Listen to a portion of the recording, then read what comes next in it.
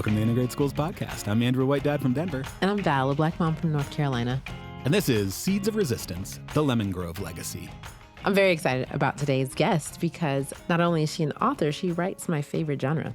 María Dolores Águila is a young adult author. She has written 3 books now and writes historical fiction for kids, which I think is so cool. It's actually amazing. And you can learn a lot from historical fiction that inspires you to do more research, right? And so this particular story, I knew nothing about. Yes. So her most recent book is called A Sea of Lemon Trees, and it is all about the Lemon Grove incident. And this is a story that was largely lost to history. Even people in Lemon Grove, San Diego, where it takes place, often don't know the story. But back in the 1930s, it was actually the first desegregation case to make its way all the way up to a state Supreme Court in California. Mm-hmm. It was decided in 1931 and basically said that it was not okay for the city of Lemon Grove to create a separate school for Mexican and Mexican-American students, that they needed to keep those students together. And it's really a powerful story about community coming together and rising up and demanding a better education. And Miss Aguila found this story and decided to share her passion about it, share her interest in it, in the form of a middle grade novel. Yeah. And I think that was such a powerful choice to center the story around young people, right? Yeah. And I know we'll get into it, but it was as a young person that she decided she wanted change in her community. And so naturally for her to find someone who was about in that same age bracket who was about to make change was something that inspired her. And so I'm super excited for our audience to hear more about the story. Yeah, the book was written for a younger audience, certainly than me. I am in no ways a young reader or in middle grades right now, but it was a totally engaging read for me as well. I found the story very compelling, and the way that she writes from the perspective of a 12-year-old is really powerful. And her story as well, I mean, the parallels are fascinating because she tells the story of a 12-year-old who is sort of the named plaintiff in this case.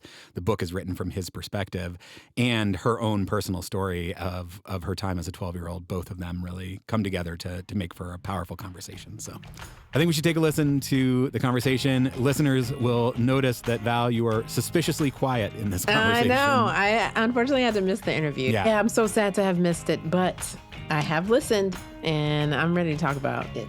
All right, let's take a listen to María Dolores Águila.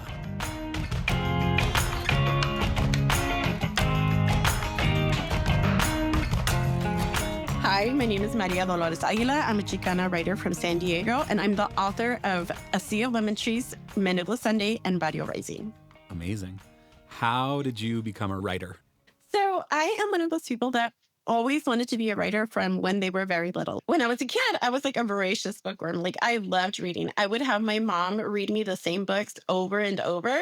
And like, she didn't really get it, but she obliged me, right? And so eventually I learned to read on my own. And I was like, hey, why are there no Latino kids in these books that I'm reading? Like, how come I'm not seeing myself? And so I was 10 years old and I was like, all right, well, I guess, this is a problem. So I'm just going to go ahead and fix it. So amazing. This is in 1994. I sat down in my parents' Packard Bell computer that we got from, oh my gosh, Montgomery Ward.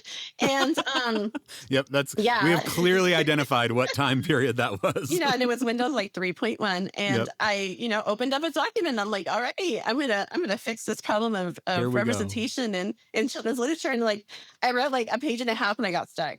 And so my parents, my father worked in construction, my mother was a house cleaner.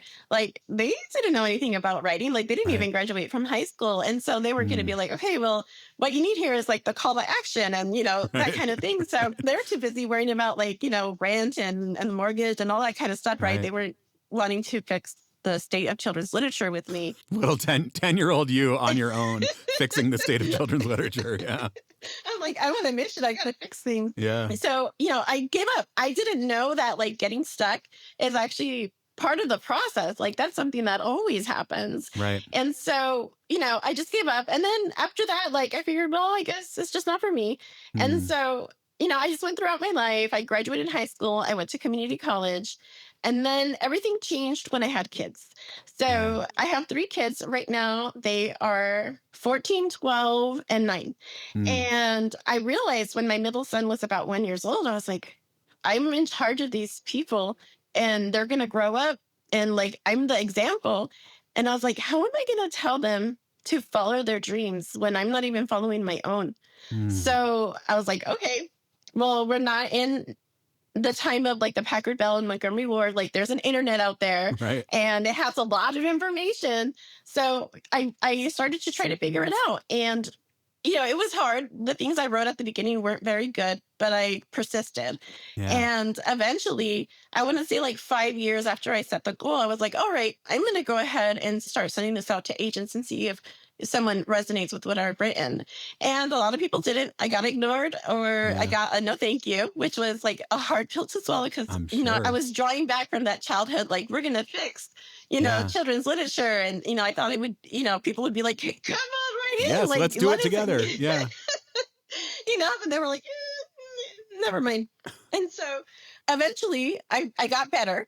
I learned what a story entails. I learned how to start one. I learned how to finish one. I learned how to make one engaging. And finally, after 5 years and 60 rejections, I got a literary agent. Wow. And after that, like all the dreams came true, right? We went on submission. My first work sold at auction. There were like 6 publishing houses being like, we want to work with you. It was like a dream come true, right? Amazing. But it's still hard. Like, it's still, even though I'm living my dream and I have everything that I want, it's still hard. It was an incredible experience. My editor was amazing. She supported my vision and that's where like this all began. And I figured out that I really like historical fiction. Like that's what I love to write. I like to look back in time and see what were people in my community doing and how come I don't know about it. So like that's where we find ourselves. Amazing.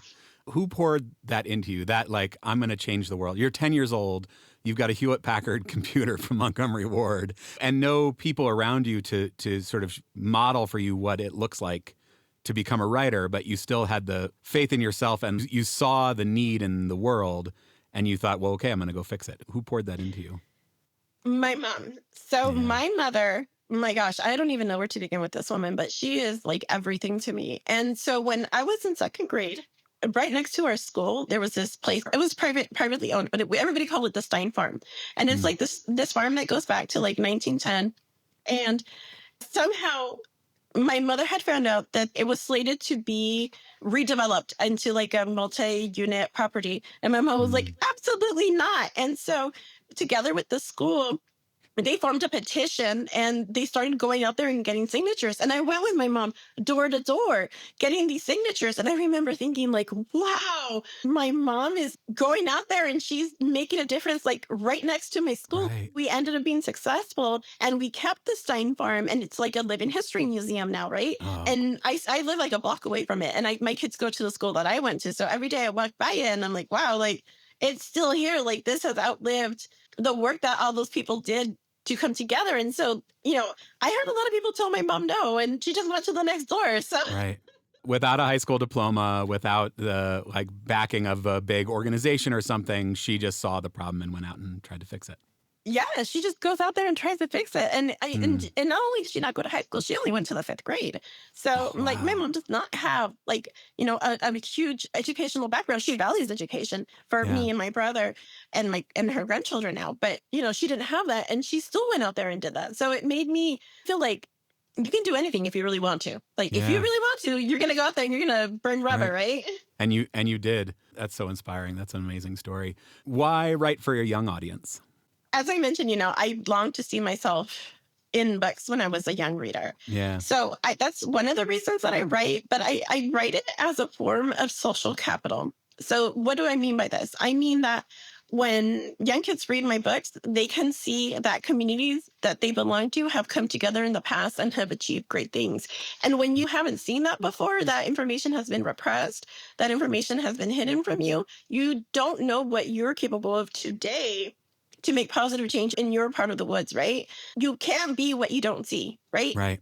If you had not gone out collecting petitions with your mother, you would not have known that you, given all the things that you saw around you, could actually go out and change the world. And so creating these worlds where you see kids changing the world, that like opens up the possibilities for kids today.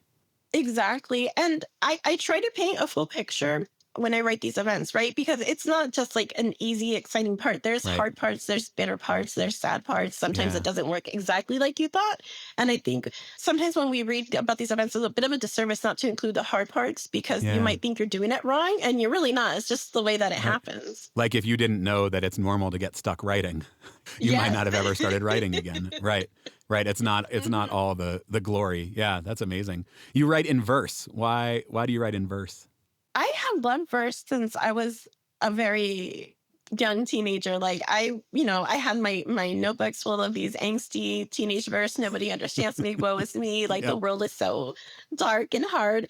You've got those hidden away somewhere, or are we gonna publish those later? No. No, they're gonna go into a bonfire because nobody can read them.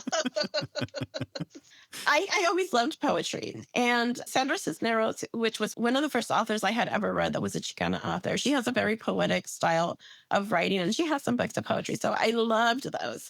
I came into publishing through picture books. In picture books, we have a very limited amount of words to tell a story. Right. And I love that. I love the challenge of trying to distill something to its very essence, to tell it as simply as you can possibly tell it. Right. Because I feel like if you don't understand something enough to explain it simply, then you don't really understand it.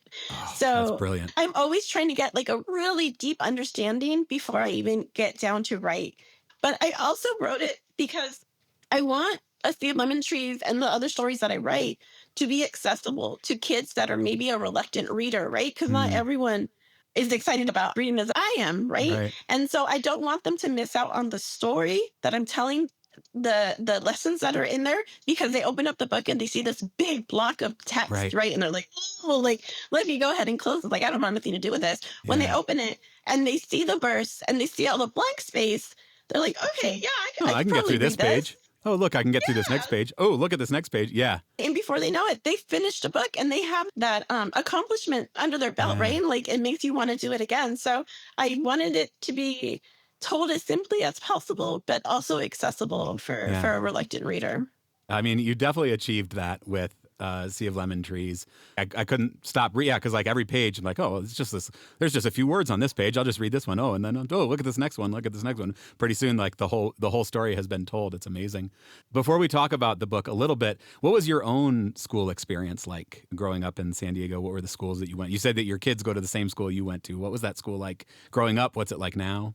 I went to school, oh my gosh, I graduated from elementary school in 96, I think. So I went in the 90s. Yep. And one of the things that I didn't know then, but I know now, is that San Diego is really segregated. And I didn't know this, but I saw it. I felt it. Like I knew that in where I live in National City, that it was mostly Mexican Americans, Mexicans, and Filipino Americans. And I didn't think much of it. I thought, okay, well, this is just a place where maybe people that can't afford that much to pay for housing, this is just where we live. This is just where we're at. So I couldn't quite put my finger on it, but I knew it was only us. When I went to school, I didn't have any teachers that looked like me in my school. And it was an okay experience. It wasn't bad, but I could tell something was different. I just couldn't put my finger on it. And so now that I'm older, I realized that San Diego segregated and that we were segregated by racial covenants that kept Mexican American, Black, Filipino people in certain areas of the city. And that's why we were where we were, right? And so now I understand that. And now, it's different. For my kids, almost all their teachers look like them. And so it's like a totally different experience that they have from mine. And I talked to them about this. Like they know, like we live here because of the way that it used to be set up. And you think it's so much in the past, but here we are. Still the case.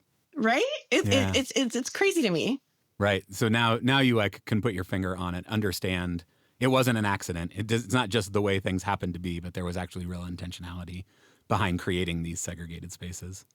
Yeah. And as an adult, man, it was just a relief to know, like, I wasn't just seeing things, like, I wasn't putting things that weren't there together. Like, it was like, there was an actual, like, policy. Right. Yeah. Is that what led you to the Lemon Grove incident? Tell us about the Lemon Grove incident and how you discovered it and why you wanted to write about it. Yes, Lemon Grove is about maybe 5 or 10 miles away from me in National City. My grandparents, both sets of them, they came from Mexico. And my grandmother when I was a kid, I remember that she took her citizenship test. And I didn't think anything of it. I was just like, whatever, grandma's taking her citizenship test. Right. Like, that's what you do when you want to become a citizen. And so I never thought anything of it. And so later, when I was older, I was on ancestry.com and we learned that my great grandmother was a US citizen. Wow. Essentially, she didn't have to take that test, right? She could have claimed citizenship from my Right. great grandmother, but she died when my grandmother was like a toddler practically, right? Oh, So wow. I was like, I wonder why. And so I started digging around and I learned about the Mexican repatriation. So the Mexican repatriation happened in the 1930s during the Great Depression and the Dust Bowl, where there's no exact numbers, but there's figures anywhere from like 200,000 to up to 2 million people were sent back to Mexico without due process. And the majority of them were Mexican American, and the majority of them were children. And then I was like, I wonder what was happening in San Diego where I live. And so I Googled it and I started going down this rabbit hole of the Mexican repatriation in San Diego. And then it came up with the Lemon Grove incident. And the Lemon Grove incident is in 1931 in Lemon Grove. All the kids up until that point had gone to the same school. Right. And with all this anti-Mexican and anti-immigrant sentiment going around, they decided, hey, why do we have everybody at the same school? Let's build a separate school for the Mexican kids and we'll call it an Americanization school because maybe some of them don't speak English good enough or whatever. And so they built this separate school. And the principal at the time, he was actually against it.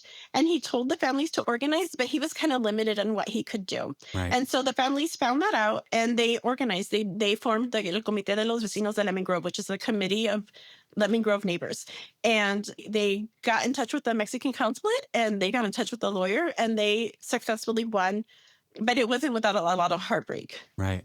And this is one of, if not the first, like school desegregation case that shows up in U.S. history, right?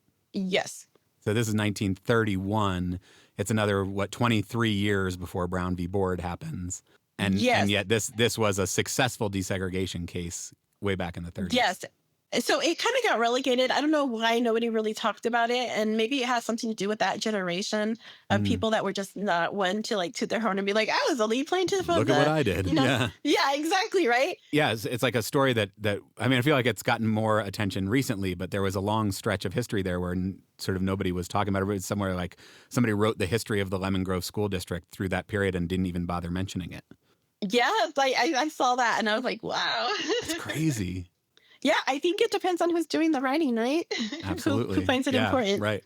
Good thing you were there to solve the problem with kids' literature, for real. So yeah, why did you want to write about the Lemon Grove incident? So I was really interested in writing about it as soon as I learned about it, because as soon as I learned something that just like excites me and electrifies me, I'm like, everybody has to know about this. Like, right. Exactly. I want to tell everybody. And what's funny is that I actually wrote it as a picture book beforehand.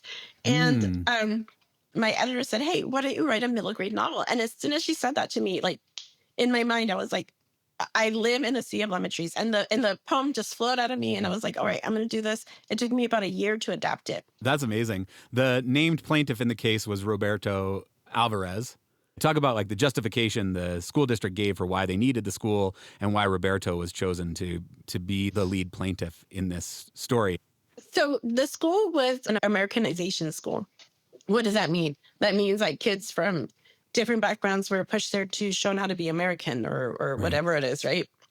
And so Roberto is an excellent student. He speaks English, he speaks Spanish, he reads well, he writes well. And they're still going to put him in this Americanization school, like for what? Right.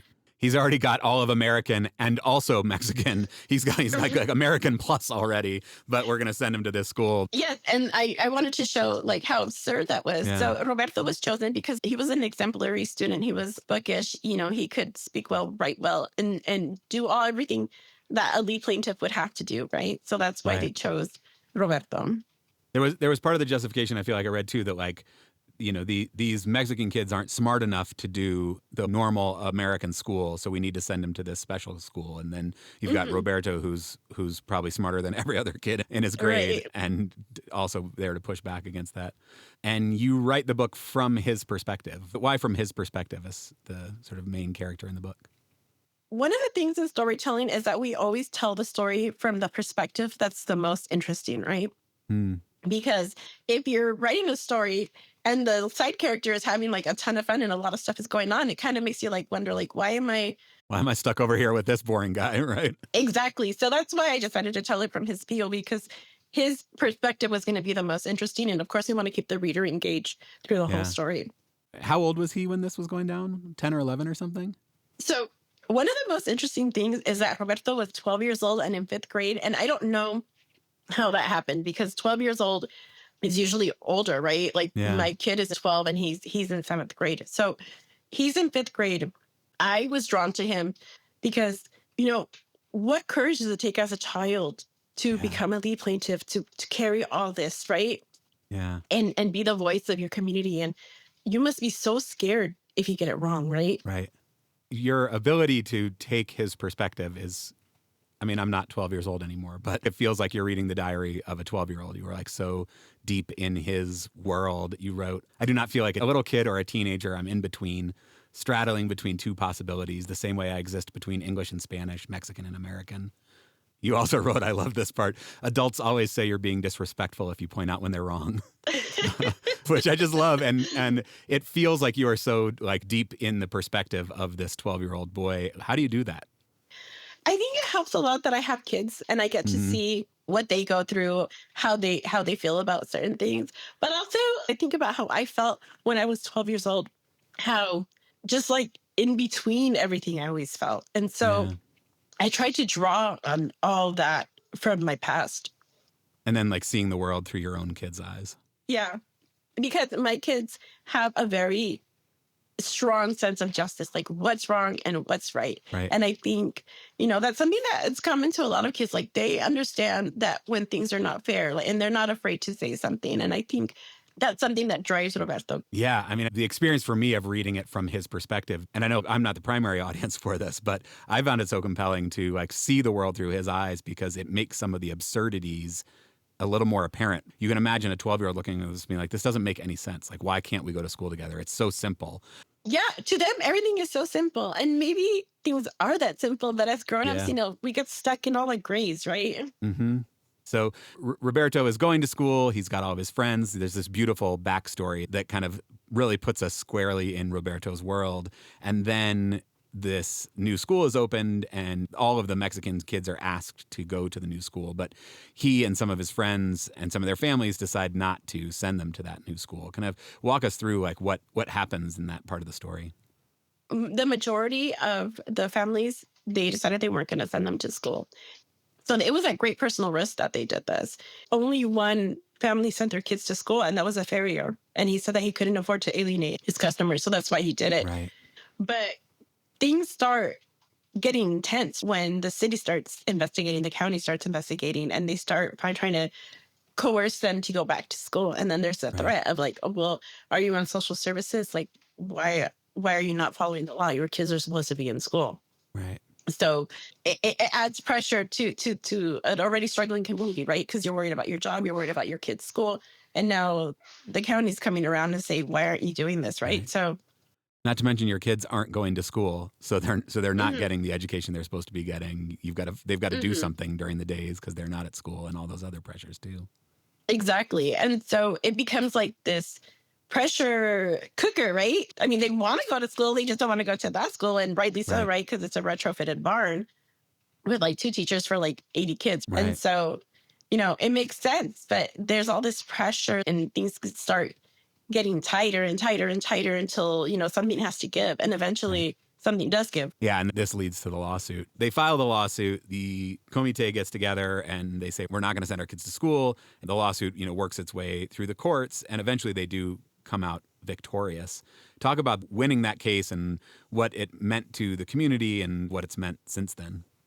So when they won the case, it wasn't without great personal loss, right? One of the families was deported because of their involvement within the community, right? So even though they won, it was a bittersweet victory because their community was kind of ripped apart, right? When they lost that family.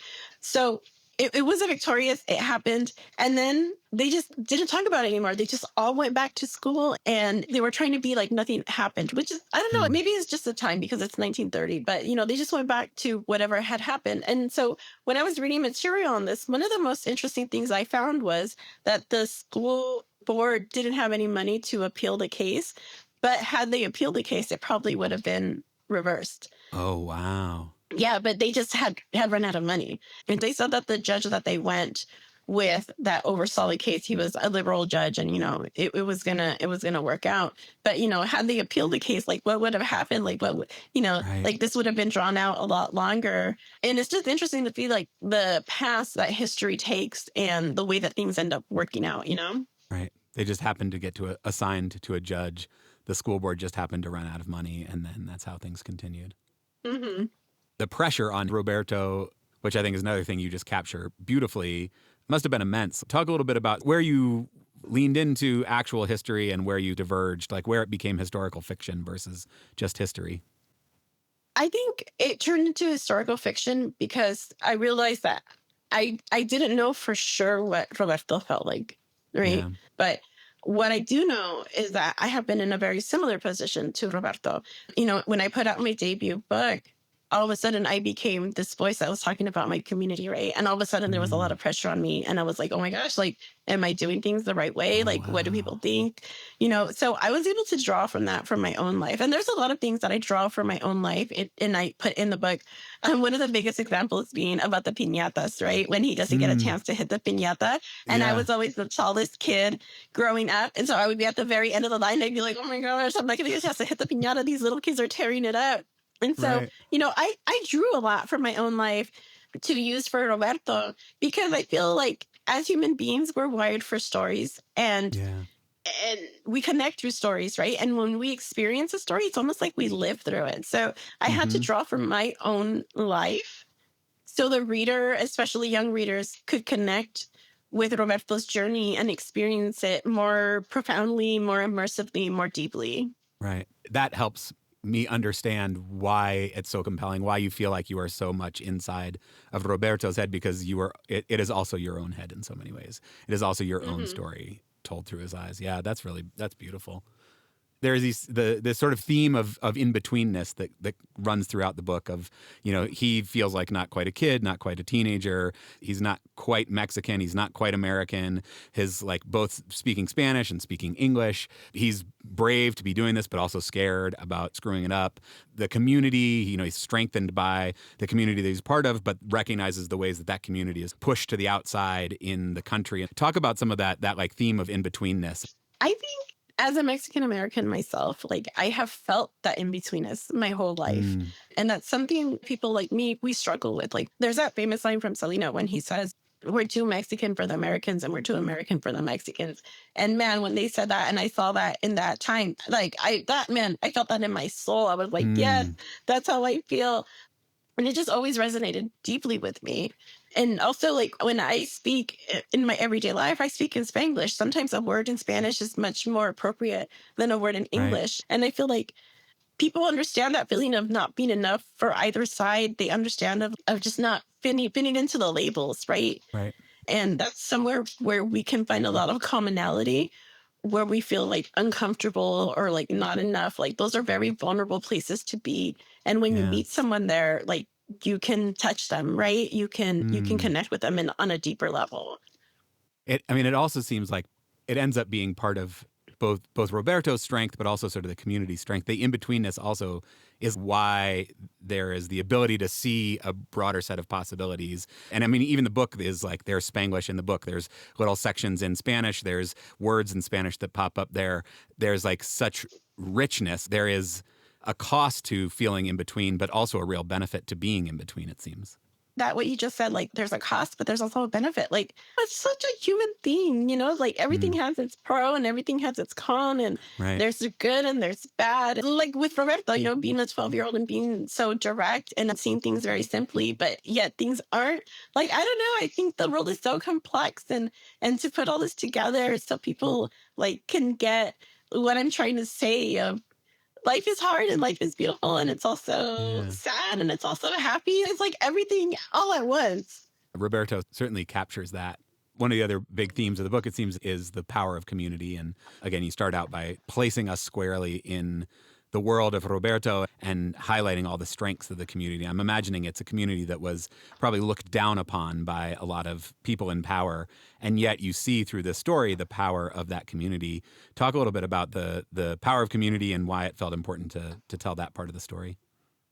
The power of community is such a compelling thing to me because, you know, we're seeing now, right? When we focus on one person and we make them the face of something, it doesn't always end up being a good thing. And so when Yeah. we bring the focus back to the community, to the roles that everybody plays, right? Because everyone has a role to play. Not everybody is going to be the lead plaintiffs. Some people are going to support through fundraising. They're going to support canvassing. They're going to support through organization, through all kinds of different ways. And so I think for readers and young readers, especially, to understand that when these movements happen, not everybody's going to be on the front lines. Like there's a Yeah. lot of roles for everybody to play, and they're all important, crucial, Right. vital roles. They might not be as glamorous or as exciting as some other roles, but we all have a role to play, and there's a place for everyone in these community movements, right? And it only works if everyone plays their role, right? Like it took the whole community. Obviously, it took Roberto and his bravery and his unique positioning as the lead plaintiff, and it took everybody else as well. And it was, costly and risky to all of those people along the way. But when they all came together, they were able to win. Exactly. Yeah. Yeah. It takes a village. Right. Why is this story important to tell right now? I mean, there's all sorts of reasons. I think listeners are obviously hearing all sorts of parallels to 2026 from 1930. But why does it feel to you like this is worth telling right here now in this moment? When I wrote this in 2021, I wrote it as like, let's talk about something that happened in history, and I'm going to share with you what I learned, right? And now this comes out in 2025, and we find ourselves in this backdrop of what's currently going on. So it became more than just a history lesson. For me, it's become like a blueprint to be like, look, everything that's going on, it's happened in the past. Like this isn't something new. This is something that our community hasn't gone through before, right? And so, now I see it as a blueprint as for communities to come together to resist, and also to understand that resistance is sometimes painful, sometimes bitter, sometimes hard, but ultimately, like if we stick together even through all those difficult parts, we can be successful. We can make the change that we want to see in the world, but we got to stick together, right? Yeah. What change do you want to see in the world? If everybody picks up the book and reads it, if all the kids out there today read it, the kids who have not seen themselves in books and kids who have seen nothing but themselves in books, if the story, the power of any individual to go out and change the world, a 12-year-old you deciding to fix the problem with youth literature and representation, Roberto being, el futuro for his family and for his community, like, what does the world look like if more people embrace this vision of community and organizing and power, building social capital through stories like this? I don't even think I can imagine that. Like, what would that be like? What would that be like if we were able to have that control over our communities to be able to shape things as we need them, right? Because what one community needs is not what another community needs, right?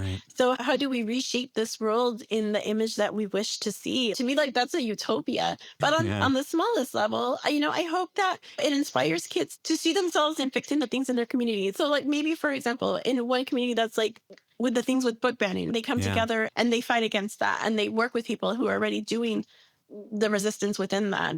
Or if they find out that something that was going to be promised to them doesn't come through, that they come together and they resist against that.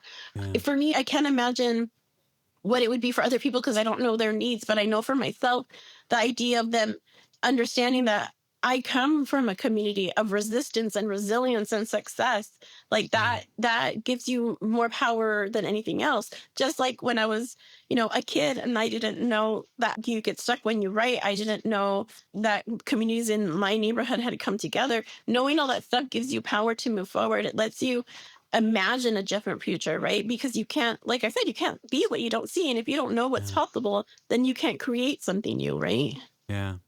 It's a beautiful story. It's wonderfully written. It's incredibly engaging. I know that it's written for a younger audience than me, but I was totally captivated by it and really enjoyed reading it. And I'm wondering if you would maybe do us the honor of reading a little section from the book.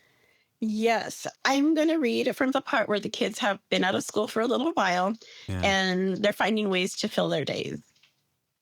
The next day, David and I walk all the way to Choya's reservoir. We sit on the edge, take off our shoes, tuck our socks inside, and squish our toes into the mud before sliding them into the water.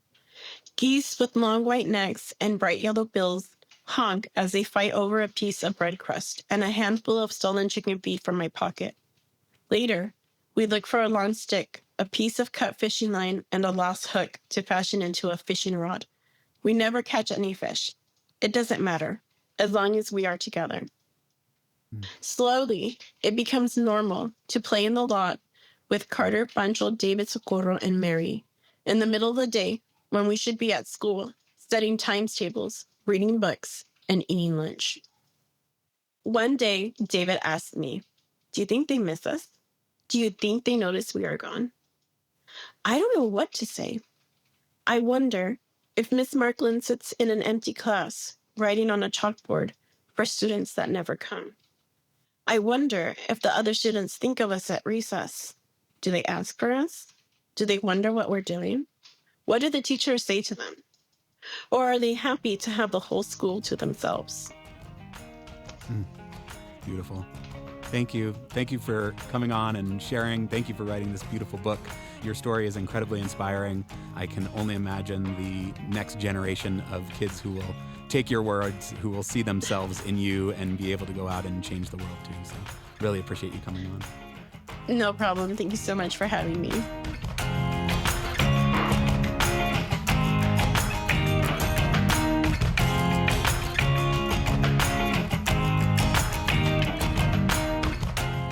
Val, what'd you think? First of all, I am shocked by not knowing anything about this particular story, the history around it, and the parallels to what we are seeing today. We know history repeats itself, right? Yep. And, what we don't know is like how much of this history we actually have never heard. So we don't even know that it's repeating itself yet, right? And so I'm sitting here just truly shocked and not shocked that we have learned through this text about Mexican repatriation in the late 1920s and 1930s. Yeah, the Mexican repatriation was something I also knew nothing about until getting ready for this interview. Yeah, basically between 1929 and 1939, the U.S. government repatriated somewhere between 300,000 and 2 million Mexican or Mexican Americans, most of them children. Some of them were Mexican citizens. Some of them chose to go back. It was the Great Depression, so there was sort of economic uncertainty. Some of them were forced to go back, but there was no due process. This story of, Maria's great-grandmother being born in Texas, and Maria had no idea about it until doing Ancestry.com work to figure this out. Right. And then her grandmother taking her U.S. citizenship test when she didn't need to because she should have been a U.S. citizen anyway. But this is the context that Roberto Alvarez and the folks in Lemon Grove found themselves in the early 30s when the Lemon Grove incident was going down. And yeah, the parallels to today are, they probably shouldn't be surprising, but still somehow I managed to find myself surprised. And this idea that we don't know the story and that we hadn't heard, as Maria said in the interview, it matters who's telling the stories. This is why we need a diverse group of writers telling stories and telling them in different ways so that these stories can come to life. Yeah, just that diverse group of writers comment makes me think about what she said in terms of writing as a form of social capital. Yeah, right? I love that idea. I did too. I think it's powerful when I can go and not only pick up a book where there's an author who identifies in the same way I identify, but also they have characters that I can connect to in some way or another. Yeah. And that I am learning more about my people, their people, the world in which they had to navigate, that most things are pretty universal. And so you don't have to look too far to understand the human emotions that are rooted in that. And to also, to Maria's point, be inspired to know that, hey, people have fought this battle before. Right. And it was hard. And it may have taken a long time. It certainly took a lot of courage. They may have won or they may not have won, in the way that they thought they were. But we have many, many examples of people coming together to stand up for their communities and for the young people in their communities. Yeah. Super inspiring. And I think this idea of social capital, and she says, like, you can't be what you can't see. To hold up an example of a community that came together and fought despite not having the most resources. There are all of these things stacked against them, and yet they came together as a community. And as Maria talks about, right, like it took everybody. It wasn't just Roberto Alvarez. He played a huge role, and the pressure on a 12-year-old to hold up all of that is immense. And she talks in the book a lot about him as el futuro for his family, that he had to carry the weight of that. But it took everybody coming together and all playing their role. And then they were successful. And, the long-term trajectory, we find ourselves, 100 years later back in very similar things going on. And yet there is power in knowing that the community came together and they were able to hold each other up and hold each other together in the best way they could. Yeah. One of the most beautiful parts of the interview was thinking about 10-year-old Maria taking on that weight herself, because this is before she knew Roberto's story. But she felt a sense of responsibility to fix literature. Right. For the entire world. She was like, sitting down I at can her take care of Hewlett-Packard this. computer, like, well, there's no writers who look like me. I got it. I can do this. I can certainly do this. And, as someone who has been strangely optimistic in terms of how much change that I can do in the world, I definitely connect with that little 10-year-old who said, I can do this. And that was based on parents that showed, like, oh, there's things that we can do to make change. And she talks about her mom being that person. Yeah. Yeah. So inspiring, and reinforces to me the power of letting your kids see you going out and doing the work. And maybe the work isn't always successful. Maybe the work seems small scale. They saved a farm with her mom with a 5th grade education, going around and getting people to sign petitions. But like, that meant something. And still today, she walks by that farm every day. Yeah. I think we also underestimate sharing stories of struggles and failures with our kids too, right? Like, I did try to do this petition, and maybe it didn't work out exactly like I hoped, but this is what I learned in the fight. And this is what I hope you saw in the fight. The relationships I made, the community I built, the ways I strengthened us for the next battle, all of those things too. All of those things matter. Like Maria didn't know that you're supposed to get stuck when you're trying to write. And so she abandoned it for, 20 years. Like, you have to know that it's not always easy. We hear the stories of the successful parts of the civil rights movement, and it can feel like, well, like they marched and then like things changed, and like we marched and nothing changed, we should just give up. But like, there is actually a whole world of wins and losses, of victories and failures along the way. That's all, hopefully slowly moving towards progress, but it's hard work. It is hard work. The other thing that I was just struck by is the power of telling this story as a YA story, and from the perspective of a 12-year-old, like it helps you see the absurdity of the arguments against the kids learning together. When you are put into the perspective of Roberto Alvarez and his friends are no longer in school with him, it's like that. It doesn't make any sense to him. And it's easy to see like, this doesn't actually make any sense. And like Maria said, the kids can see it and they're like, this is actually, why are we making this more complicated? Right. Because that sense of justice that our kids have, you turn that lens on the way the world works. It's easy to see like, this actually doesn't make any sense. And we could do it much easier. I 100% agree. And it's taking me back to our conversation with Logan and the Legacy Museum. And when you see signs that say, no Blacks, no mosquitoes, you're like, wow, this is really, truly absurd. Like, I don't even know how to. If it wasn't real, it would be silly. If it hadn't actually happened, you would laugh at it, right? Right, because you're like, you can't be serious. You're so unserious, but you're very serious, right? You're very serious because you have convinced yourself that it's better for folks who share a human condition to be apart. It's better for children to be targeted for repatriation. It's better for children to be separated in schools because learning from one another might inspire what? Coalition building, love, solidarity, joy. Yeah. Can't have that. I mean, if you think the pie is fixed, then I guess it starts to make sense. If you think that there is only so much that we can have. And this is why, it's not surprising that we see the Mexican repatriation happening in the time of the Great Depression. That is when people start freaking out about taking our jobs and all these things. And, we see as economic turmoil comes in our current day that creates more animosity. But I don't know why we can't hold on to the lessons from when we have had a more expansive view, when we have said, okay, actually, we can all come together and make a bigger pie. Like that's a much more hopeful and powerful vision. And we've seen that happen.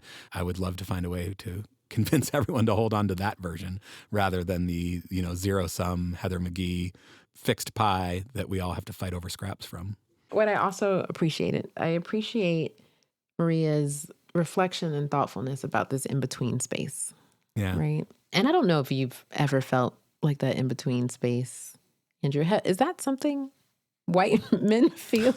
Sorry, I don't want to put you out there. No, yeah. That's legit. I don't think so. Yeah. Yeah. I mean, I feel like I know so many people who have had that experience and have like read about that experience and talked to people who have had that experience. But I can't think of any time that I have had that experience myself.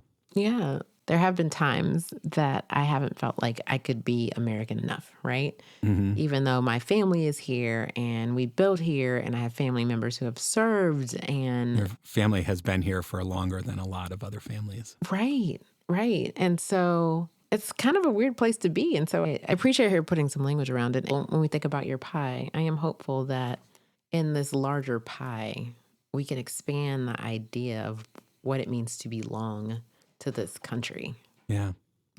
I haven't had that in-between experience, but like the closer I can get to understanding it, like the better friend, ally, citizen I can be. And it's another reason that I appreciate the book and would definitely encourage folks, have a little book club with your kids because it is absolutely. It is easily accessible for any kid, probably starting at age 10, and is engaging and compelling for anybody up through adult. So certainly I'm going to put the book on my kids' bedside tables and encourage them to check it out and then have a conversation about it because they will also likely not have certainly nearly the extent of the in-between experience that Maria has and that Roberto Alvarez had, but the more they can understand it, the better. And so I think the book is a great chance to explore that.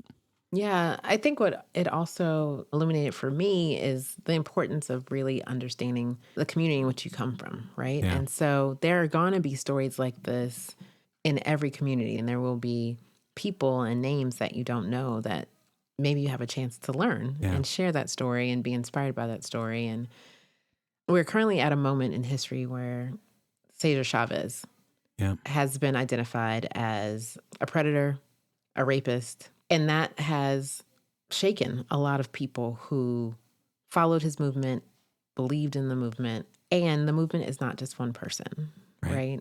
The movement will never just be one person. And I think that's an important thing to remember as well, right? There will be lots of stories of everyday people who have made choices in the face of like losing their jobs or terror for being deported or repatriated, who are saying like, no, my children deserve better. Yeah. And so I think the more we can tell so many of these stories, the more confidence we have in our own ability to make the change that we want. And that it requires a community, that requires the role for everyone. It makes me think about Omkari Williams, who we had on, talking about microactivism, that there is a role for everyone and that it takes everyone doing their roles. And we can hold up the heroes and then sometimes be disappointed in the stories that we learn about them. But that doesn't undermine the stories that they brought to life and the movement that they formed that required a whole bunch of other people as well. And so that's right. Yeah, certainly another important lesson for our kids to learn, for our kids to see us engaging in, and conversations that are worth having. Yeah. This is great. I want people to read it, and I want people to talk about it. I want people to share the history, and I want people to have their kids read it. Absolutely. And if you do, we want to hear how it goes. Maybe have your kids send us a voice memo if they listen to it. That'd be cool. We would love to hear from them. Speakpipe.com/integrated schools, speakpipe.com/integrated schools, or just record us a voice memo and email it to podcast@integratedschools.org. We would love to hear what you're thinking. That's right. And if you like what you hear, we would encourage you to go to integratedschools.org and hit that red donate button. All of the donations go to the work of Integrated Schools. We would love your support. You can also join our Patreon, patreon.com/integrated schools. We've got study guides and facilitation questions about this episode that you could use to have a conversation with your kids if you have a book club about it, and otherwise support the work of integrated schools. Yeah, I'm so sad I missed the live interview with Maria. Maria, you have my heart. You have put your story in my heart. I am passing it on to many others, and I hope our listeners do the same. Absolutely. This was a great conversation. I'm so grateful to Maria for joining us, for writing the book. And as always, I'm grateful to be in this with you, Val, as I try to know better and do better. Until next time.